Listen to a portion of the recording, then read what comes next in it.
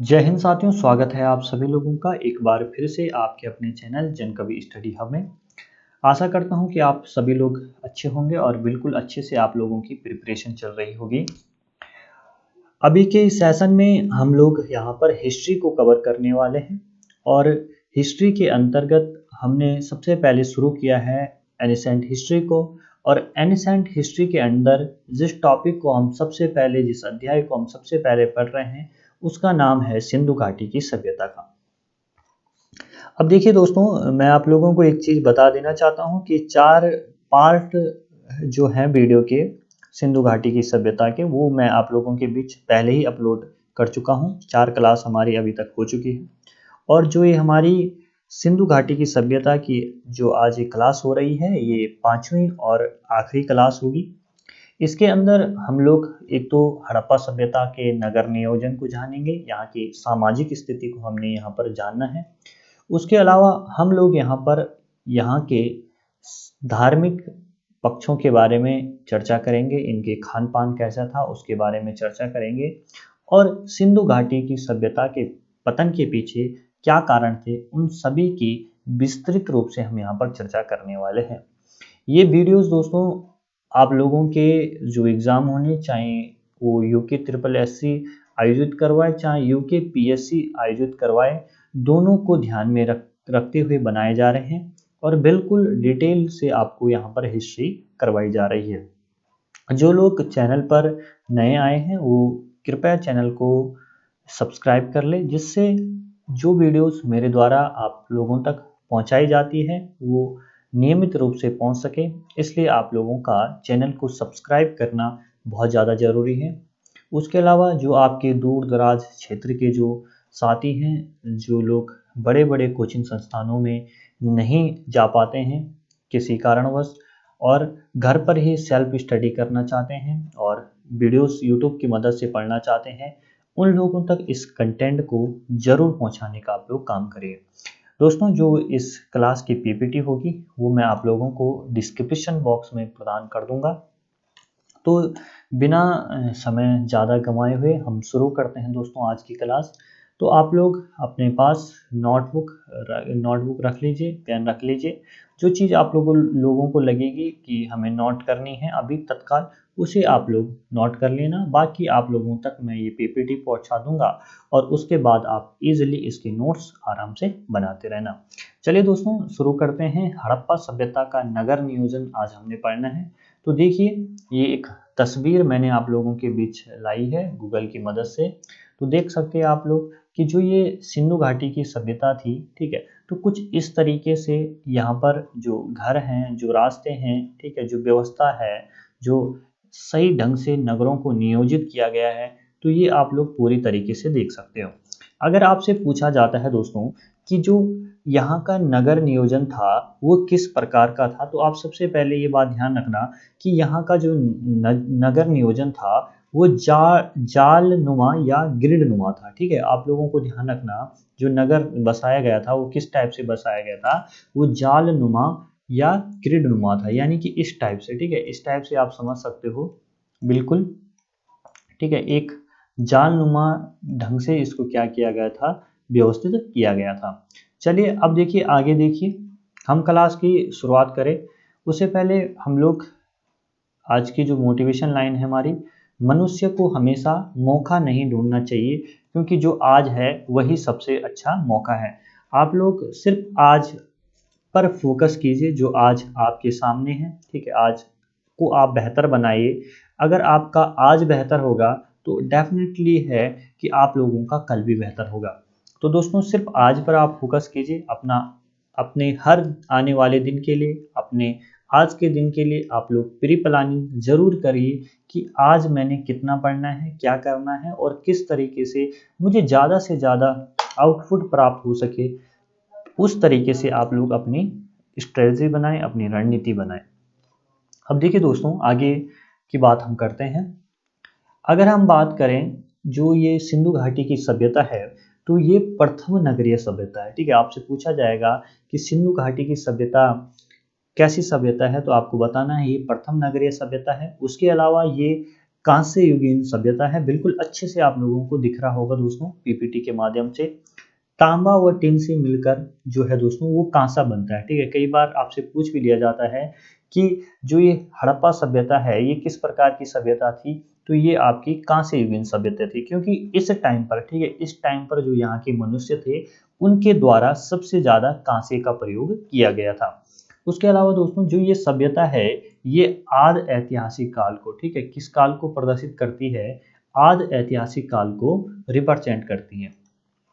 Clear है। उसके अलावा दोस्तों जो मोहनजोदड़ो है, ठीक है, मोहनजोदड़ो जो है वहाँ का जो राजपथ है उसके बारे में बहुत सारे प्रश्न आप लोगों से पूछे जाते हैं। ठीक है, कि राजपथ कहाँ पर था, तो आपको ध्यान रखना है कि राजपथ कहाँ पर था, आपके मोहनजोदड़ो में था। जिसकी चौड़ाई कितनी थी दोस्तों, जिसकी चौड़ाई है दोस्तों 10 मीटर, कितनी है, 10 मीटर।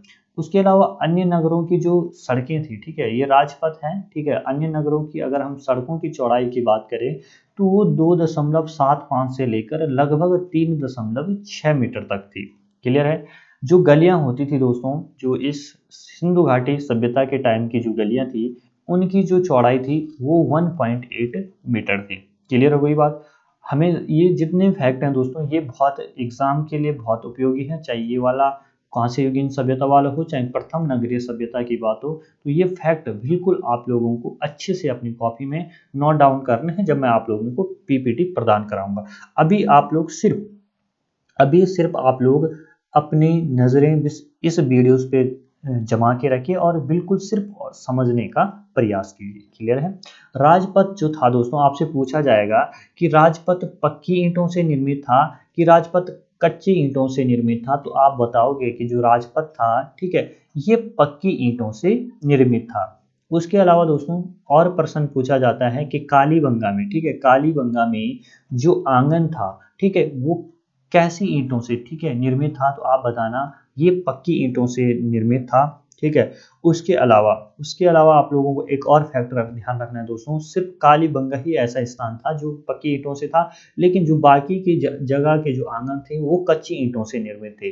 राजपथ की जो सड़क है दोस्तों वो पक्की ईंटों से निर्मित थी, लेकिन बाकी, ठीक है, बाकी और जगह की जो सड़कें थी वो कैसी थी, वो आपको ध्यान रखना है, वो कच्ची ईंटों से निर्मित थी। आई होप ये स्लाइड बिल्कुल अच्छे से आप लोगों को समझ में आ गई होगी। दोस्तों 15 अगस्त जिस दिन होगा उस दिन मैं एक बहुत बड़ी क्लास लाने के विचार में हूँ, ठीक है, और उस पर मैं काम भी कर रहा हूँ। जो चंद वंश है उत्तराखंड के इतिहास के अंदर, जो चंद वंश है उसे मैं पूरा एमसीक्यूज में, ठीक है, जो ऑब्जेक्टिव टाइप के प्रश्न में मैं लगभग 100% लेके आऊँगा आप लोगों के बीच। ठीक है, जिस दिन आपका या रक्षाबंधन या 15 अगस्त जिस दिन स्वतंत्रता दिवस है, उन दोनों दिनों में से कभी ना कभी मैं वो क्लास करूंगा, और जो विशेष इवेंट होगा उसमें मैं बिल्कुल एक बहुत बड़ी क्लास, ठीक है, 8 या 10 घंटे की इस टाइप से मैं लाने का आप लोगों के लिए प्रयास कर रहा हूं, जिससे हमारे ज़्यादा से ज़्यादा जो है वो सिलेबस कंप्लीट हो सके जब तक एग्ज़ाम आता है। तो देखिए आप लोग, ठीक है, ये चीज़ें थी। उसके अलावा देखिए दोस्तों, ठीक है, ये मोहनजोदड़ो जो फिल्म है उसका एक दृश्य है जिसमें ऋतिक रोशन है और हीरोइन का मुझे पता नहीं है। ठीक है, तो इस तरीके से आप लगा सकते हो, ये इसलिए दिखाया मैंने क्योंकि इसके पीछे थे दोस्तों मृदभान, ठीक है, और उस टाइम का थोड़ा बहुत, ठीक है, थोड़ा बहुत उस टाइम का जो कल्चर है वो दिख रहा है, उस टाइम की वस्तुएं दिख रही है, इसलिए मैंने इस जो ये इमेज है इसको यहाँ पर लगाया है, तो आप लोग देख सकते हो। ठीक है, ये मोहनजोदड़ो फिल्म का एक दृश्य है। चलिए अब हम यहाँ पर बात करने वाले हैं दोस्तों बहुत ही इंपॉर्टेंट पॉइंट की, और वो है हड़प्पा सभ्यता का सामाजिक धार्मिक पक्ष। ठीक है, तो सामाजिक पक्ष को भी हम यहाँ पर जानेंगे, धार्मिक पक्ष को भी जानेंगे, और उसके अलावा हम आर्थिक पक्ष है जो हड़प्पा सभ्यता का उसके बारे में भी जानेंगे। तो देखिए आप लोग, सबसे पहले अगर हम बात करें जो सामाजिक पक्ष की, अगर हम यहाँ पर बात करते हैं तो यहाँ पर जो समाज था दोस्तों वो 3 भागों में विभाजित था। कितने भागों में विभाजित था समाज, यहाँ पर 3 वर्गों में विभाजित था। एक था आपका विशिष्ट वर्ग, एक था आपका मध्यम वर्ग, और एक था आपका मजदूर वर्ग। देखिए दोस्तों, विशिष्ट वर्ग के जो लोग होते थे, चाहे वो आपके पुरोहित वर्ग के लोग हों, चाहे वो आपके प्रशासनिक वर्ग के लोग हों, ये लोग विशिष्ट वर्ग में आते थे। और जो लोग दुर्ग और गढ़ी क्षेत्र में रहते थे, मैंने आपको बताया था दुर्ग क्षेत्र वो क्षेत्र होता था, ठीक है। आप लोग ध्यान रखना, जो पूर्वी टीला होता था और उस टीले के, देखिए जैसा ये नगर बसाया है तो इसको चारों तरफ से, ठीक है, इसके बाहर क्या होती थी, चार दीवारी होती थी। लेकिन जहाँ ये मध्यम वर्ग के लोग और ये मजदूर लोग रहते थे दोस्तों, वहाँ पर क्या होता था, सिंपल कोई भी चार दीवारी नहीं होती थी, बस नगर था और उसके लिए किसी भी प्रकार की कोई सुरक्षा नहीं होती थी। तो आप लोग ध्यान रखना कि विशिष्ट वर्ग के जो लोग थे, यानी कि प्रशासनिक और वर्ग और पुरोहित वर्ग के जो लोग थे, ये लोग कहाँ पर रहते थे, ये लोग दुर्ग और गढ़ी क्षेत्र में रहते थे। मध्यम वर्ग में कौन से लोग आते हैं, सेम सी चीज़ है जैसा आज है। मध्यम वर्ग में व्यापारी लोग आते थे, कारीगर लोग आते थे, जुलाहे आते थे, शिक्षक आते थे और सैनिक आते थे, ठीक है। अब देखते होंगे आप लोग आज के भी, आज जैसे बड़े बड़े जो मठाधीश हैं, जो बड़े बड़े प्रशासनिक सेवा में हैं, तो उनको वो अलग ही सोसाइटी में रहते, तो कुछ इस तरीके से आप लोग समझ सकते हैं। जो मजदूर और दास लोग थे, ये मजदूर वर्ग के जो लोग थे उनके अंदर आते थे दास और किसान लोग आते थे, ठीक है। यहाँ पर दोस्तों मुख्यतः आप लोग ध्यान रखना, यहाँ पर चार प्रकार की प्रजातियां पाई जाती थी। एक आपकी थी अल्पाइन प्रजाति, दूसरा आपकी थी भूमध्य सागरीय प्रजाति, और तीसरी थी आपकी प्रोटो ऑस्ट्रेलिड प्रजाति, और चौथी थी आपकी मोंगोलाइड प्रजाति। आपसे पूछा जाता है कि जो आपका सिंधु घाटी की सभ्यता है उसमें सबसे ज़्यादा लोग किस प्रजाति के थे, तो आपको बताना है कि वहाँ पर सबसे ज़्यादा जो लोग थे दोस्तों, वो थे भूमध्य सागरीय प्रजाति के लोग। आई होप इतना जितना मैंने अभी तक आप लोगों को बताया है, चीज़ें समझाई है, वो आप लोगों को बिल्कुल अच्छे से आप लोगों तक समझ आ रही होगी, आपको समझ आ रहा होगा, ऐसा मुझे विश्वास है। चलिए दोस्तों, अब आगे हम चीज़ों को देखें। तो अगर हम यहाँ पर बात करें स्त्रियों की दशा, ठीक है, स्त्रियों की दशा की हम यहाँ पर बात करने वाले हैं। अब अगर आपसे पूछा जाता है कि जो ये सिंधु घाटी की सभ्यता थी, ये मात्र सत्तात्मक थी कि पितृ सत्तात्मक थी, तो आपको बताना है कि ये मात्र सत्तात्मक थी, मात्र प्रधान ये सभ्यता थी, ठीक है। लेकिन यहाँ पर भले ही यहाँ पर क्या मिला है दोस्तों, अब देखिए मात्र सत्तात्मक क्यों बताया गया है, क्योंकि यहाँ पर मात्र देवी की, ठीक है, मात्र देवी की भी यहाँ पर मूर्ति मिली है, ठीक है, मात्र देवी की यहाँ पर मूर्ति मिली है। उसके अलावा दोस्तों अगर हम बात करें स्त्रियों की और दशा की, तो यहाँ पर हमें सती प्रथा के साक्ष्य भी मिले हैं। जैसे आप लोगों को पता होगा, जो लोथल है वहां से 3 युग्म शवाधान मिले हैं, कालीबंगा से 1 युग्म शवाधान मिला है, जो इंडिकेट करता है कि जब किसी औरत का पति मर जाता था, ठीक है, तो उस औरत को उसके साथ क्या होना पड़ता था, सती होना पड़ता था। और ये इस बात का प्रमाण इस बात से मिलता है कि पति और पत्नी को एक साथ ही दफनाया गया है, मतलब दो दो मुर्दों को एक साथ ही गाड़ा गया है। इस तरीके से आप लोग समझ सकते हो। उसके अलावा दोस्तों ये जो सती प्रथा के साक्ष्य मैंने आपको बताया कालीबंगा और लोथल से मिले हैं।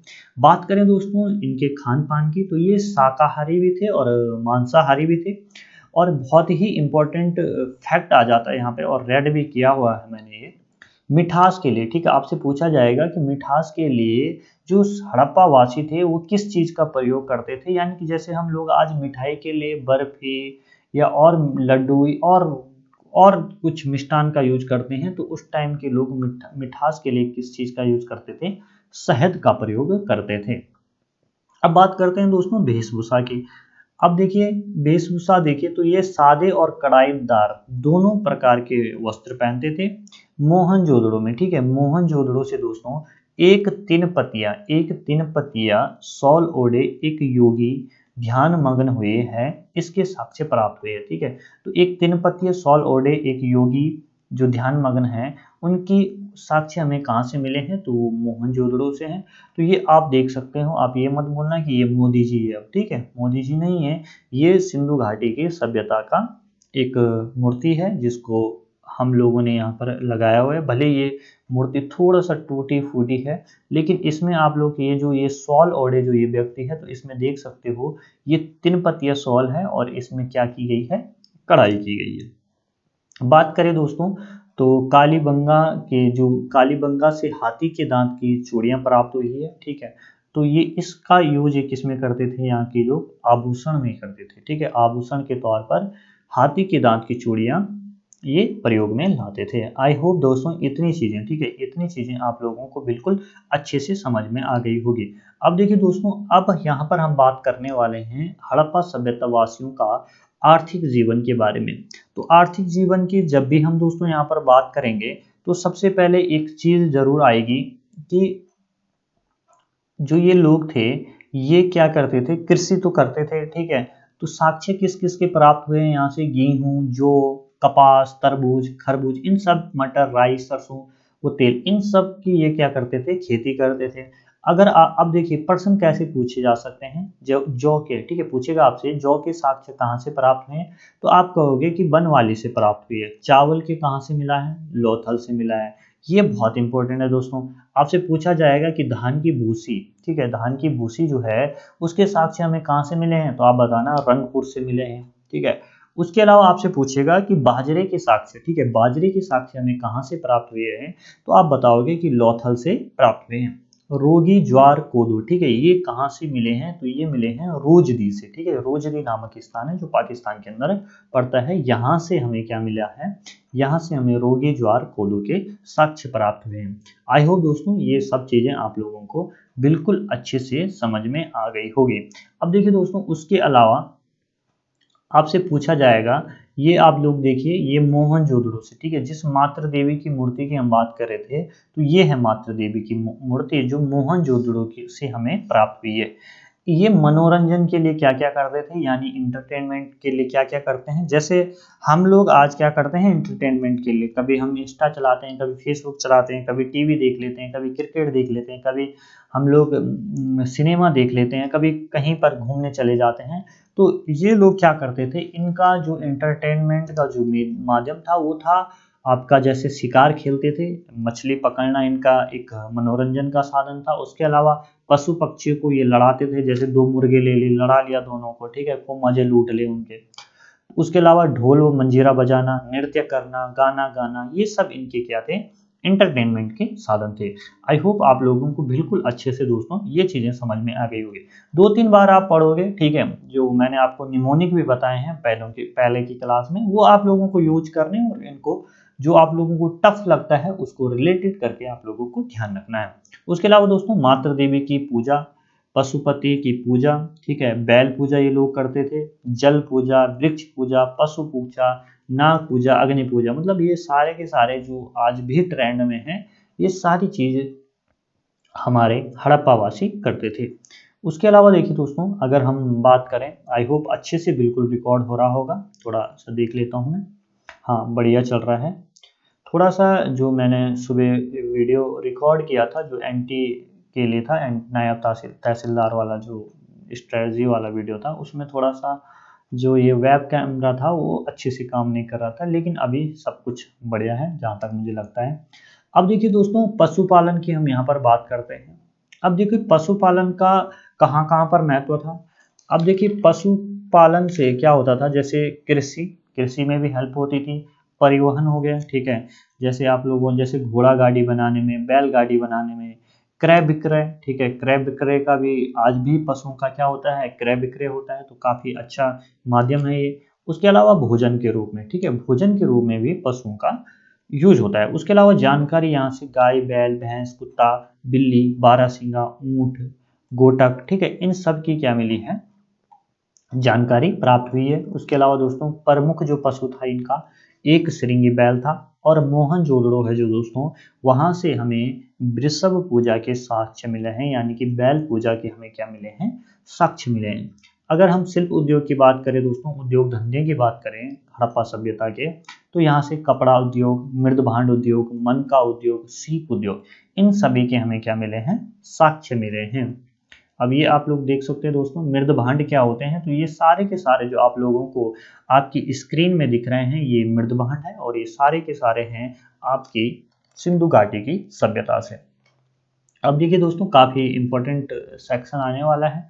अब देखिए कुछ सिंधु घाटी से जुड़ी कुछ धांसू बातें, ठीक है, इसको आप लोग आपके एग्जाम के लिए कम है, कम है, लेकिन बहुत ही ज़बरदस्त कंटेंट है एक स्लाइड का और एग्ज़ाम में पूछे जाने की संभावना रहती है।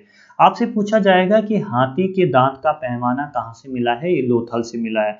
तो ये क्या होता है दोस्तों, ये मापन में, ठीक है, मापन में ये लोग इसका यूज़ करते थे और जो ये पैमाना होता था, ठीक है, बहुत इम्पोर्टेंट है, तो ये 16 के गुणज में होता था। जैसे 16 फिर ये 32 फिर 64, ठीक है, तो इस टाइप से 16 की क्या होता था दोस्तों, गुणज में होता था। लिपि की हम यहाँ पर बात करें तो यहाँ की लिपि जो थी दोस्तों वो चित्रात्मक लिपि थी और यहाँ की लिपि अभी तक है दोस्तों वो पढ़ी नहीं गई है, ठीक है। इसलिए इस सिंधु घाटी सभ्यता को किस काल में रखा जाता है?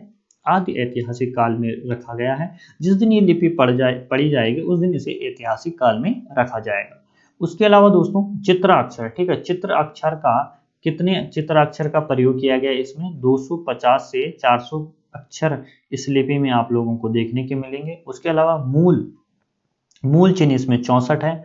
अंग्रेजी का, ठीक है, जो अंग्रेजी का यू शेप का जो अक्षर होता है दोस्तों, ठीक है, अंग्रेजी का जो यू है उसका इस लिपि में सर्वाधिक बार प्रयोग किया गया है। तो ये बहुत ही इंपॉर्टेंट फैक्ट है जो आप लोगों को अपने एग्जाम के लिए ध्यान रखने हैं।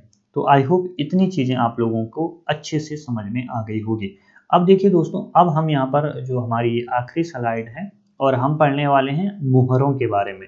मुहरें अगर हम देखें तो यहाँ की जो मुहरें मिली हैं वो वर्गाकार भी मिली हैं, आयताकार भी मिली हैं और बेलनाकार भी प्राप्त हुई हैं।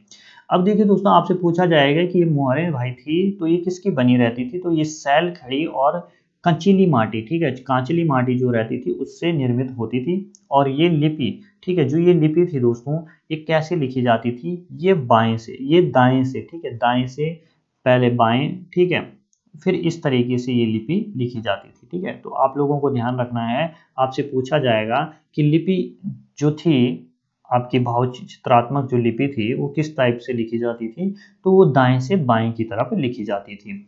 अब देखिए आप लोगों को ध्यान रखना है एक बात कि सर्वाधिक जो मोहरें हैं, जो वर्गाकार मोहरें हैं, हमको मोहनजोदड़ो से प्राप्त हुई है, ठीक है। सर्वाधिक मोहरें हमें कहाँ से प्राप्त हुई है? मोहनजोदड़ो से प्राप्त हुई है 1200 मोहरें, ठीक है। और इन मोहरों में लिपि और पशु का अंकन है। लेकिन अगर आपसे थोड़ा सा डिफरेंट पूछता है प्रश्न कि सर्वाधिक अभिलेखीय मोहरें यानी कि रिकॉर्डेड, जिसमें ना कुछ लेखा जोखा है, वो मोहरें कहाँ से प्राप्त हुई है? तो वो मोहरें हड़प्पा से प्राप्त होते। अभिलेखीय कहाँ? हड़प्पा के साथ ध्यान रखना। सिंपल पूछे तो मोहनजोदड़ो ध्यान रखना। अब देखिए दोस्तों, पतन का कारण, ठीक है, वैसे तो बहुत सारे कारण माने जाते हैं इस सिंधु घाटी की सभ्यता का। कोई बोलता है कि जैसे आपके मार्टिमर व्हीलर हैं वो बोलते हैं कि यहाँ पर आर्यों का आक्रमण हुआ और सिंधु घाटी की सभ्यता नष्ट हो गई। तो ये चीज़ नहीं हो सकती है जहाँ तक मुझे लगता है। बहुत सारे लोगों का मानना है, जैसे आपके KUR कैनेडी है, उनका कहना है कि यहाँ पर मलेरिया फैला, उससे लोगों की मृत्यु हो गई। लेकिन जो बहुत ही महत्वपूर्ण और सर्वमान्य जो रीजन माना जाता है वो है यहाँ पर बाढ़ का आना, ठीक है, बाढ़ का आना। और ये कारण ये किसने बताया है? जॉन मार्शल और अर्नेस्ट मैके ने ये कारण बताया है। तो आप लोगों को ये ध्यान रखना है, जो आपको कोई फिलहाल तो मेंस नहीं देना है, लेकिन जब मेंस के लिए होंगी क्लासें तो बहुत डिटेल हम इसको पढ़ेंगे तो वहाँ पर चीज़ें आ जाती है। लेकिन आप लोगों को सिर्फ ग्रुप सी के एग्जाम तक सिर्फ इतना ध्यान रखना है कि ये बाढ़ के आने के कारण इस सिंधु घाटी की सभ्यता का पतन हुआ, ठीक है। उसके अलावा आप लोग कह सकते हो कि जैसे जनसंख्या बढ़ी होगी तो चौड़ी सड़कें थी जो दोस्तों वो तंग गलियों में परिवर्तन होना, ठीक है, ये भी कारण माने जाते हैं। जैसे यहाँ पर जनसंख्या का बढ़ना, अब देखो जनसंख्या बढ़ेगी, एक घर में जैसे पहले 4 भाई थे, 4 के 8 हो गए, 8 के 16 हो गए, तो जो घर के आंगन थे वो काफी छोटे छोटे होने लग गए। जिससे क्या होने लग गया, ये जो एक बहुत बड़े बड़े आंगन पाए जाते थे छोटे छोटों में मिलने लगे। नियोजित जो व्यवस्था थी वो बेतरतीब व्यवस्था में तब्दील हो गई। चौड़ी सड़क तंग गलियों में परिवर्तन हो गई। तो ये और बहुत महत्वपूर्ण कारण है इस सभ्यता के नष्ट होने के। लेकिन सबसे मोस्ट जो है, जो आपको विशेष रूप से ध्यान रखना है, अपने मन में छाप लेनी बात की, बाढ़ के आने के कारण इस सभ्यता का अंत हुआ जॉन मार्शल, ठीक है, के अनुसार और मैकी के अनुसार। ये भी आप लोग ध्यान में रखोगे, कोई बात नहीं, सिर्फ इतना रख लेना कि बाढ़ आने के कारण सिंधु घाटी सभ्यता का पतन हुआ। आई होप दोस्तों इतनी चीज़ें आप लोगों के समझ में अच्छे से आ गई होगी, ठीक है। Thanks for watching. आप लोगों का बहुत बहुत शुक्रिया कि आप लोगों ने ये वीडियो देखा, और ये वीडियोस आप लोगों के लिए नियमित रूप से अपलोड होते रहेंगे। एक चैप्टर, ठीक है, सिंधु घाटी की सभ्यता हमारी कंप्लीट हो चुकी है। आप लोग अच्छे से इसके नोट्स बनाएं, ठीक है। डिटेल्स से मैं पढ़ा रहा हूँ, भले टाइम लगेगा लेकिन अच्छे से चीज़ें होगी। बार बार आप लोगों को हिस्ट्री पलटने की ज़रूरत नहीं पड़ेगी। अभी एक बार, ठीक है, आप अच्छे से इन चीज़ों को क्या करिए, कंप्लीट कीजिए, ठीक है। आपके सभी एग्ज़ाम के लिए आप लोगों को बेस्ट ऑफ लक। मिलते हैं आप लोगों से नेक्स्ट क्लास में, और नेक्स्ट क्लास जो होगी दोस्तों, अब वो परीक्षा वाणी का 12वां चैप्टर आएगा, ठीक है। बाकी जय हो, मिलते हैं आप सभी लोगों को अगले वीडियो।